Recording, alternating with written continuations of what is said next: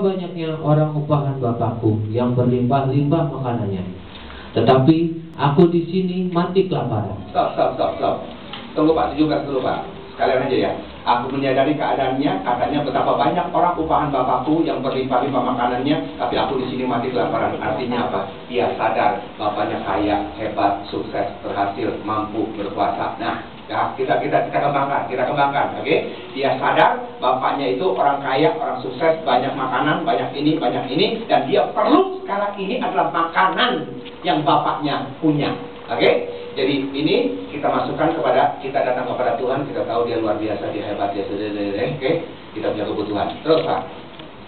Aku akan bangkit dan pergi kepada Bapakku dan berkata kepadanya, Bapa, aku telah berdosa terhadap surga dan terhadap Bapa. Lihat, apa di sini? Pertobatan terjadi. Pertobatan terjadi. Aku bertobat, oke? Jadi kita ada di tempat ini. Dia datang, oke? Dia datang, dia sadar dia yang bikin masalah. Dia bertobat, oke? Terusin. Aku tidak layak lagi disebutkan anak Bapa. Jadikanlah aku sebagai salah seorang upahan Bapa. Demikian firman Tuhan. Lihat. Begitu dia datang kepada bapaknya, apakah yang dia tuntut? Bapak, kau kan kaya, berkati dong, sembuhkan dong, pulihkan dong, mampukan dong. Apa itu yang dia minta?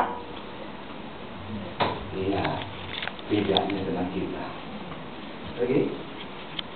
Yang menyebabkan saudara bangkrut, yang menyebabkan saudara punya masalah, yang menyebabkan saudara sakit. Siapa yang mau saudara sakit dan bangkrut?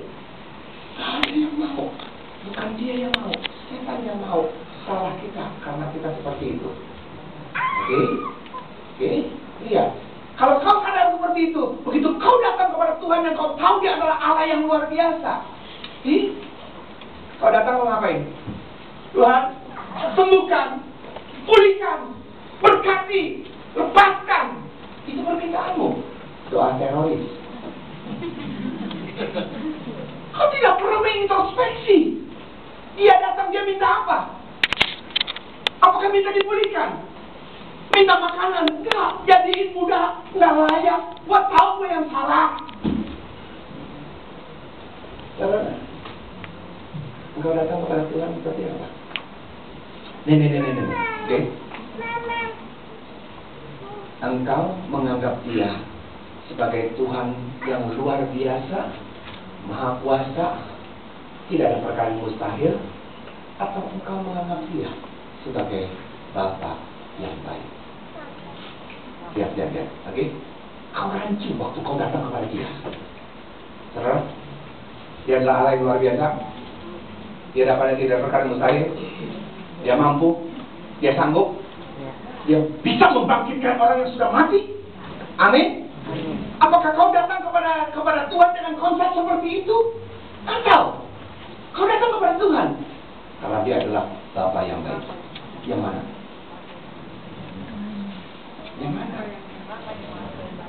Apa sih artinya Bapa yang baik? Udah gua kasih bocoran sih, dia ngomong Bapa yang baik. Oke? Begitu dia datang ke sana, bapaknya ngapain? Dia belum sempat ngakuin jadi budak, langsung dia berkata, bawa jubah, kasih cincin, kasih kasut. Cincin, tanda kekuasaan, kasut sebagai anak lagi. Dia, jubah diberikan lagi, statusnya diangkat. Dia tidak minta, tapi itu diberikan. Kenapa? Karena dia bertapa. Saya datang kepada Tuhan, konsep pikiran apa? Saya dapat SNP, saya berkata, Pak Pendeta, tolong Pak Pendeta, doain saya Pak Pendeta. Kenapa? Warisan nggak dibagi-bagi, udah 4 tahun saya sudah. Saya perlu uang Pak Pendeta. Ya udah, tolong ledakan. Nggak salah. Tapi kita kan begini kan? Kita begini kan? Itu yang terjadi. Seberapa banyak kita yang seperti itu? Saudara, konsekuensinya begini, saudara. Seringkali ada orang yang berkata begini, Pak, setiap doa kita pasti dijawab Tuhan atau tidak sih Pak? Ada orang yang berkata, tergantung apakah keinginanmu seperti keinginan Tuhan. Pertanyaan saya, apa sih keinginan Tuhan? buat saudara? Apakah Tuhan ingin engkau sakit-sakitan, bangkrut, melarat, mati? Kalau dia mau saudara mati, kenapa dia mati untuk saudara? Dia kaya rela jadi miskin supaya saudara kaya di hadapan Tuhan. Dia mati supaya saudara hidup. Dia terkudus supaya kau didekati. Dia sakit supaya kau sehat. Dan dia bangkit supaya kau bisa bangkit bersama-sama dengan dia. Beri kemuliaan bagi Tuhan. Kita datang menganggap dia sebagai apa? Allah yang luar biasa, dan Allah itu adalah Bapa saya. Konsekuensi Bapa itu apa? Saudara, doamu pasti dijawab Tuhan. Amin. Tapi kenapa kau tidak dapat? Masalahnya kau belum dewasa. Apakah orang tua yang kaya di sini akan mengabulkan kalau anaknya umur 9 tahun minta kawin?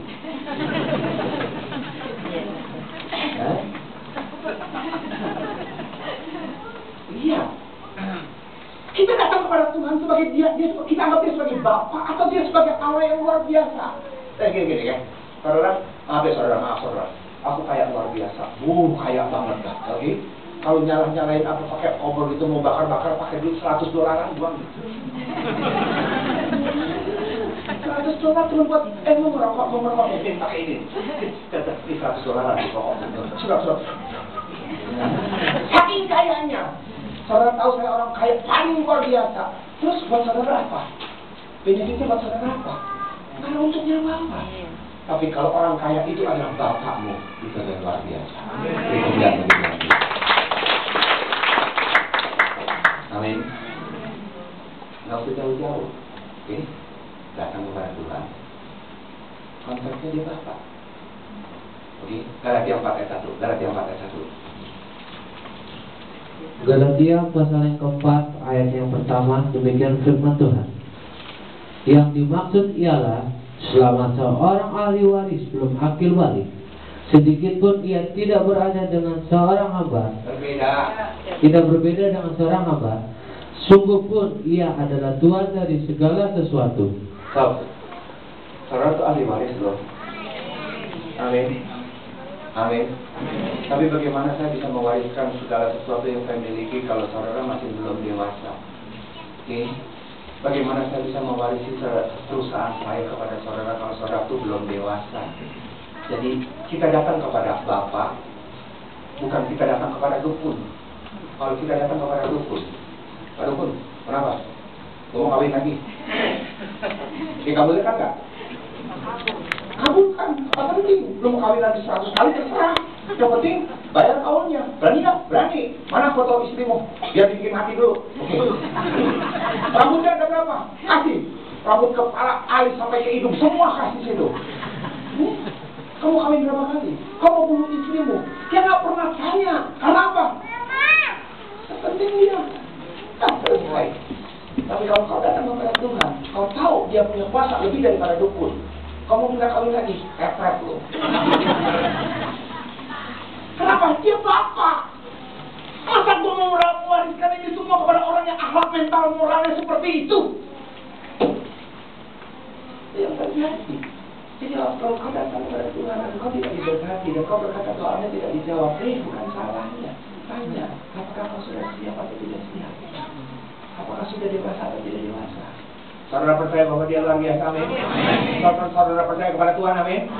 Pertanyaan saya, apakah dia percaya sama saudara?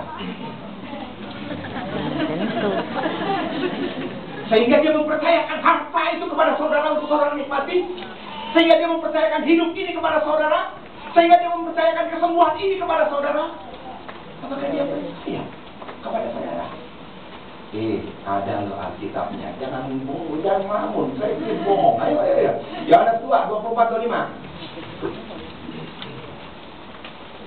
Yohanes pasal kedua ayatnya yang ke-24 sampai dengan 25. Demikian firman Tuhan.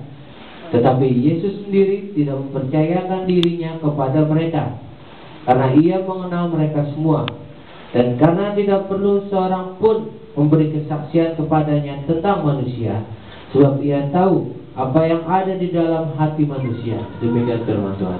Dari mana cuplikan perikop ini kita ambil, Pak? Waktu Tuhan Yesus mengobrak-abrik bait Allah. Rumah Bapakku adalah rumah doa, tapi kamu jadikan sarang penyamun. Baru punya otoritas kuasa untuk mengelola bait Allah, dia udah nyeleweng. Kenapa nyeleweng? Ada pajak, money changer di sana, valuta asing, oke, tukar-tukar duit. Dan yang lagi, yang palingan lagi, lihat. Ruang kudus, ruang bait Allah, dan halaman. Halaman yang pertama adalah halaman buat imam, halaman buat orang Israel, halaman buat wanita, dan halaman buat orang kafir. Sampai di tempat halaman orang kafir, di sini adalah orang-orang yang baru bertobat, diamnya di sini untuk dia nggak bisa untuk dia berdoa terima Tuhan, oke? Tapi di tempat ini juga ada jualan, bau, berisik, kotor.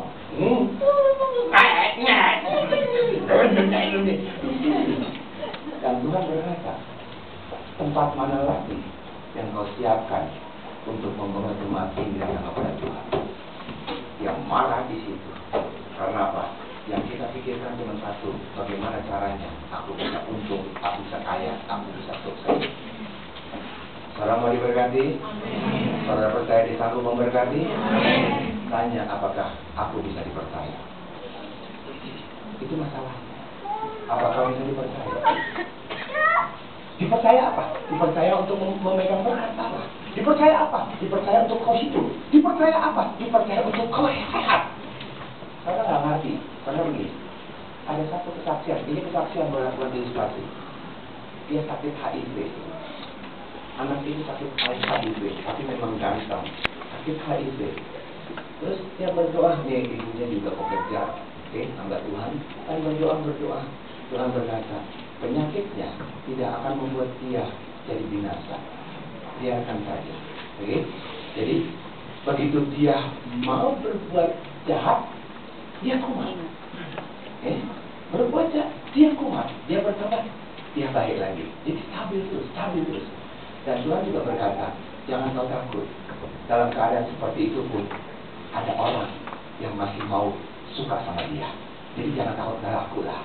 Takut HIV atau gimana? Tuhan bikin sedemikian rupa, jadi sakit penyakit hati ini dibikin netral. Macam-macam begini, macam-macam seperti ini. Oke? Dan dalam keadaan seperti ini ada orang yang tetap suka sama dia, tapi jangan.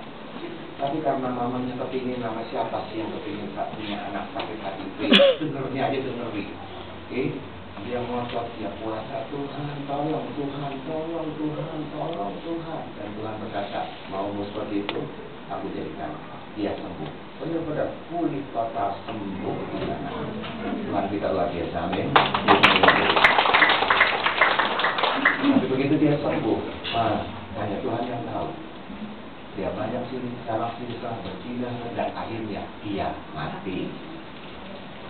Saudara, tahu, tapi masalahnya bisakah engkau dipertanggungjawabkan untuk sehat itu, dengan kesehatanmu itu memuliakan dia, dengan kesembuhannya itu memuliakan dia, dengan berkat yang dia berikan itu memuliakan dia, bukan untuk ini. Bisakah dipercaya kita? Itu masalahnya.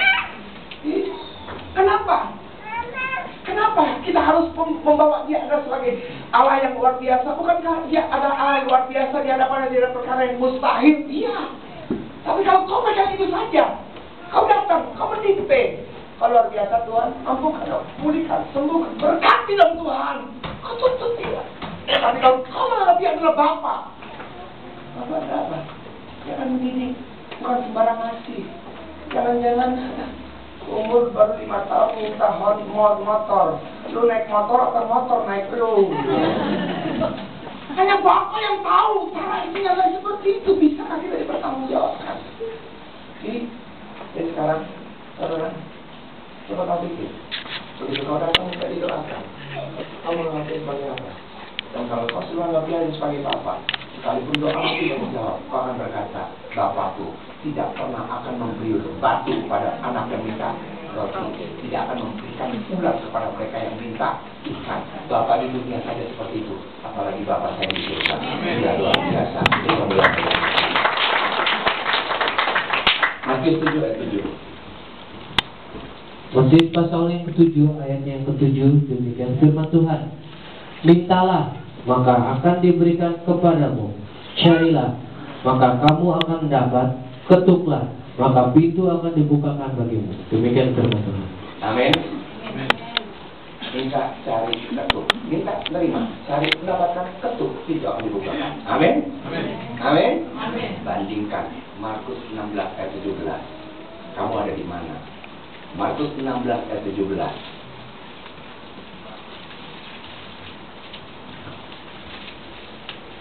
Markus pasal 16 ayatnya yang ke-17.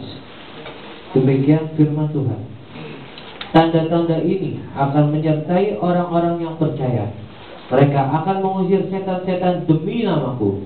Mereka akan berbicara dalam bahasa-bahasa yang baru bagi mereka. Demikian firman Tuhan. Saudara mau di mana? Saudara mau di mana? Itu saudara mau di mana? Lihat. Mintalah, minta, cari, ketuk. Minta, cari, ketuk. Kedor pintu surga, terus Tuhan. Pengemis rohani. Nah. Minta. Nah, belas kasihan minta. Dikasih? Kasih. Tapi kamu yang di mana? Tanda-tanda ini menyertai orang percaya. Tumpang tangan atas orang sakit, untuk setan dalam nama Yesus. Kamu yang di mana? Kamu menempatkan dirimu di mana? Kita datang, kita minta belas kasihan dari dukun, paranormal, nggak normal, oke? Kamu padahal Tuhan menciptakan engkau. Kita minta, tapi memberi. Oke? Tanda-tanda ini bisa orang percaya. Bersama dengan saya katakan, aku orang percaya. Tanda-tanda itu ada menyertai aku. Aku perlu kuasa. Kemuliaan bagi Tuhan. Kamu yang mana? Kamu mau yang mana? Mintalah, carilah, ketika Tuhan, tolong dong Tuhan. Gua kasih, ambil. Gimana cara ambilnya? Menurut kita perlu kuasa. Amin. Saudara, Kejadian 1 ayat 26.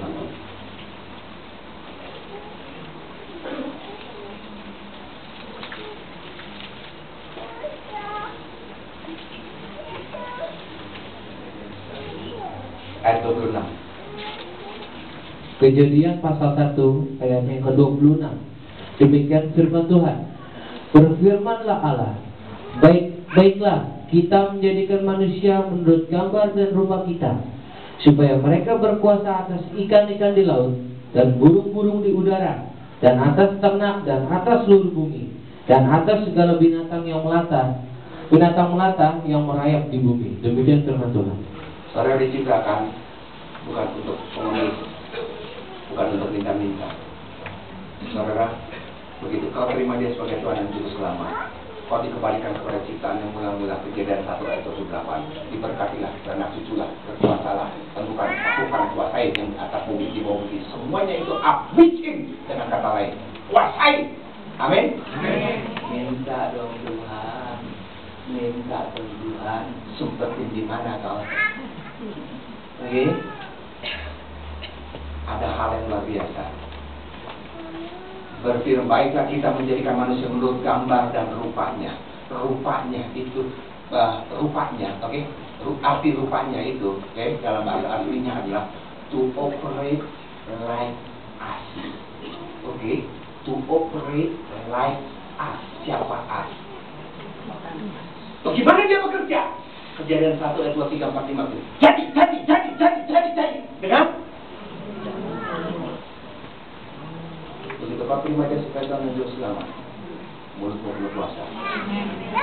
Amin. Ini kesaksian luar biasa. Pemain sinetron, dia naik ke Pulau Mangga, kira-kira gitulah. Dia nengok rumah tetangga kosong, bukan rumput alang-alang gitu kan, banyak. Dia berkata gini, ya tanah, kasihan dah, nggak dirawat ya. Udah deh, ikut gua aja, nanti gua rawat. Ya, ikut kali dia pergi, dia berkata, ini tanah masih nggak dirawat ya. Udah ikut gua, ya ikut gua. Saudara, benar-benar itu tanah jadi milik dia. Tuhan kita luar biasa. Kenapa sih kita sering mengutuk pakai mulut kita sih? Kenapa? Engkau yang punya butik, kau punya toko. Oke? Kau berdoa begini. Maju. Keluar ya. Udah bosan sama lu. Keluar, tapi jangan titik. Oke? Jangan titik. Keluar kita ada corong gitu kan. Keluar, laku. Ganti dengan yang baru. Keluar ya. Keluar. Itu benar-benar dia akan keluar. Laku. Jangan percaya dengan yang amin. Amin. Dimuliakan oleh Tuhan kita. Saudara melihat kasih orang dunia. Begitu buka toko, saudara belanja. Begitu belanja, pakai duitnya dia berkata apa? Laris manis, untung timbul, barang habis, duit kumpul.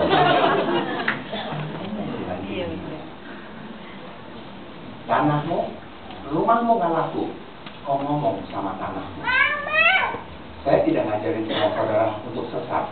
Kita tidak berdoa kepada tanah, tapi kita berkata kepada tanah. Kalau kau punya tanah, punya rumah, berkata gini, ayo tanah, gua lagi perlu duit, laku, berharga, bagus dijual, gua kaya, nanti kalau gua sukses, gua beli lagi itu.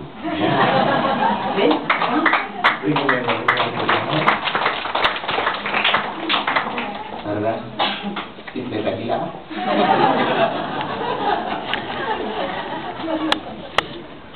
Saya cuma mau memancing saudara seperti ini. Ini perkara roh yang tidak bisa kau pikir dengan otakmu. Bagaimana kalau dulu yang ada panutan berbicara mengenai roh? Tidak apa loh. Saya berbicara kepada saudara yang ini bukan ilustrasi, tapi ini kesaksian. Kau ngomong sama tanah, kau ngomong sama itu, kau ngomong seperti itu. Amin? Amin. Kirakan aku di rumah Tuhan yang berkata, jadilah. Apa gila? Kenapa? Kau serupa dan segambar dengan dia to operate like us. Bagaimana dia beroperasinya? Dia berkata, jadi, dan jadi. Yang percaya aja lah, beli kemudian bagi Tuhan.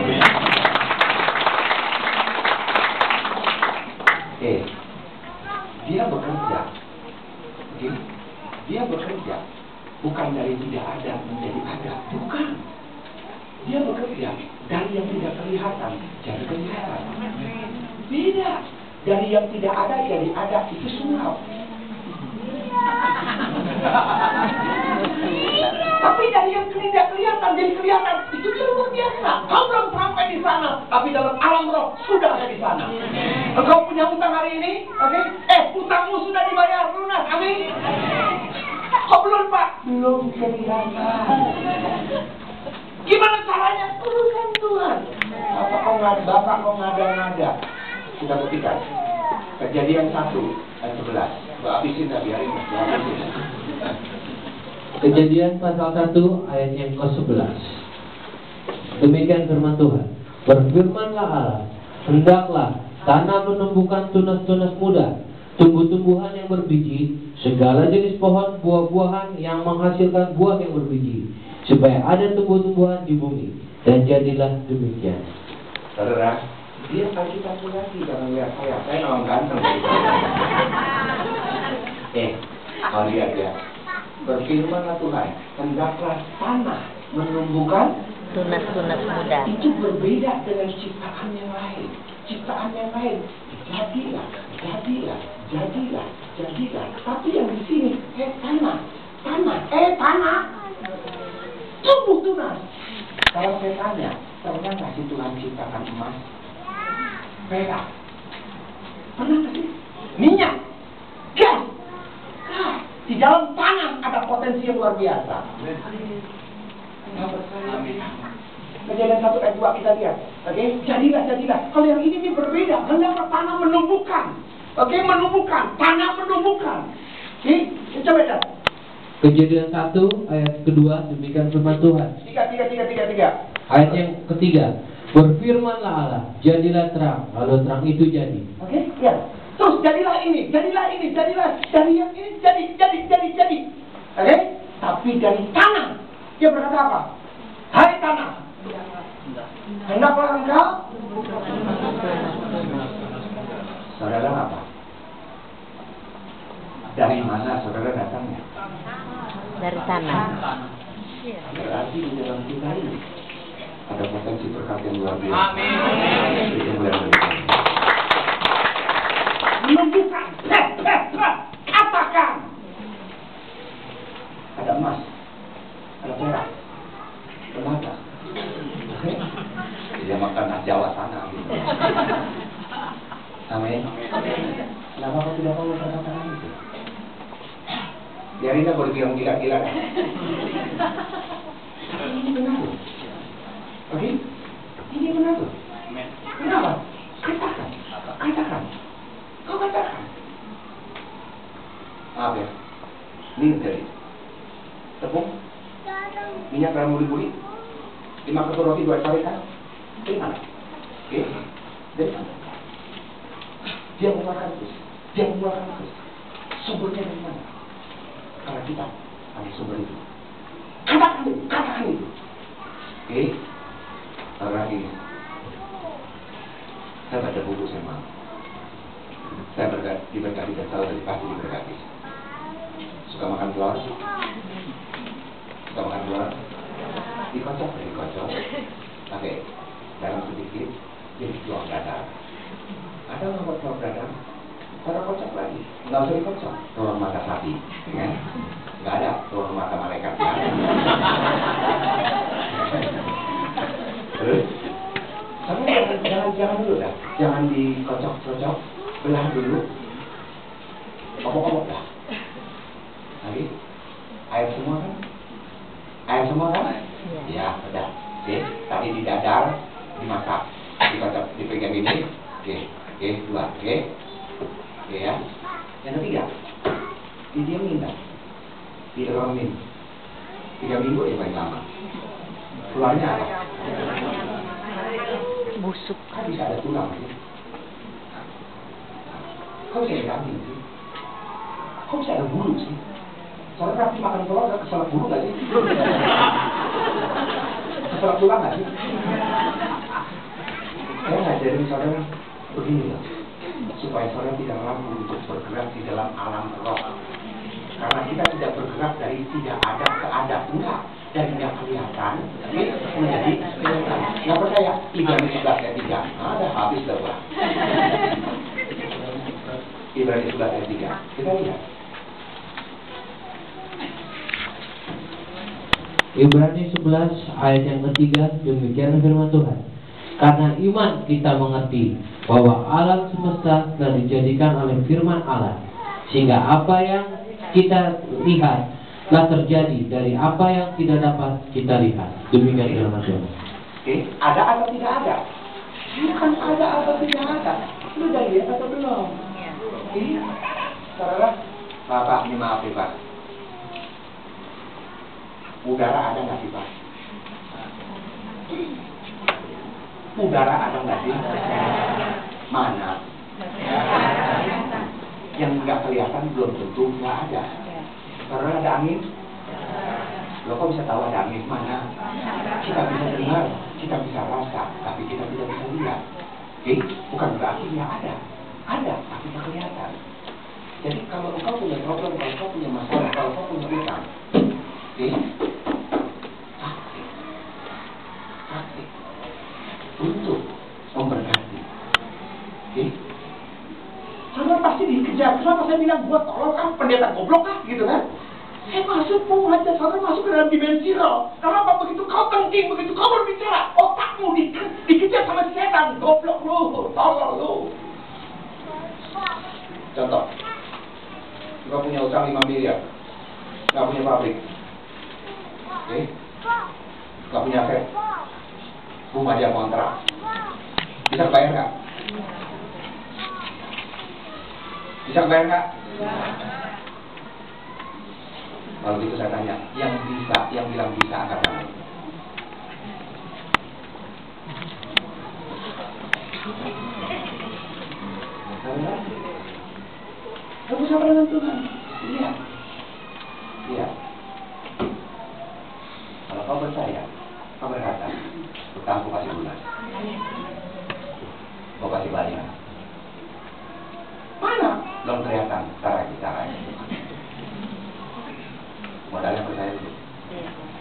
Saya kasih tahu saksian. Lagi ngobrol-ngobrol. Kita ngobrol. Ada orang tuh yang mau jual JO, Joint Operation batu bara, barang Tuhan. Oke, batu bara, barang Tuhan, lagi neraka. Oke. Terus berapa? Depositnya itu 5.000 hektar. Depositnya 93 juta metrik ton. Oke, 93 juta metrik ton. Tuh ada tuh kalorinya 6.000 ke atas. Oh, baru bagus banget dia pengen begini. Udah, oke. Ambil aja. Mau udah di sini. Gini. Lu ada? Iya. Segini. Jadi berapa? Komisi berapa? Mau banyak-banyak. $1 cukup. Oke, $1 berapa ini? Gampangin aja 10.000 kan ya. Gampangin aja ada 10.000. Oke, biarin tukang pajak. Memang gue pikirin gitu kan. $1. Oke, jadi sama dia 93 juta kali $1. Berapa duit? Jangan dihitung lah. Pokoknya cicit otot habis itu. Apakah saya pakai modal? Harus habis-habisan. 93 juta. Berapa duit? Sampai berkata, bagi Tuhan tidak ada berkata.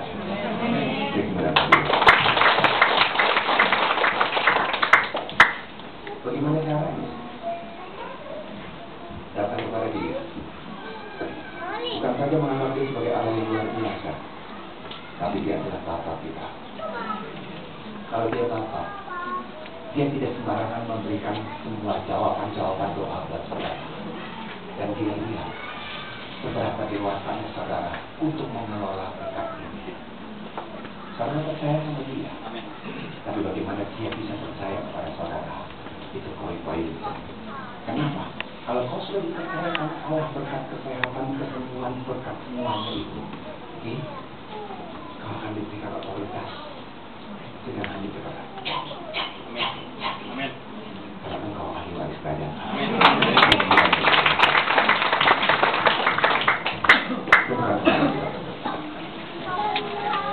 Kami belajar Tuhan untuk bisa mengerti, dan kami tidak mau datang sebagai orang-orang yang tidak mengenal Engkau, yang menuntut semua kebutuhan kami dijawab, yang menuntut semua masalah kami diselesaikan. Hari ini kami tahu, kalau Kau menunda untuk menjawab doa-doa kami, itu bukan karena Engkau tidak sayang sama kami, itu bukan karena Engkau tidak dengar doa kami, tapi sesungguhnya Engkau pernah mendidik setiap kami pribadi untuk bisa dipercaya mengelola berkat Allah, untuk bisa dipercaya mengelola kesembuhan, kesehatan yang daripada Allah, untuk bisa dipercaya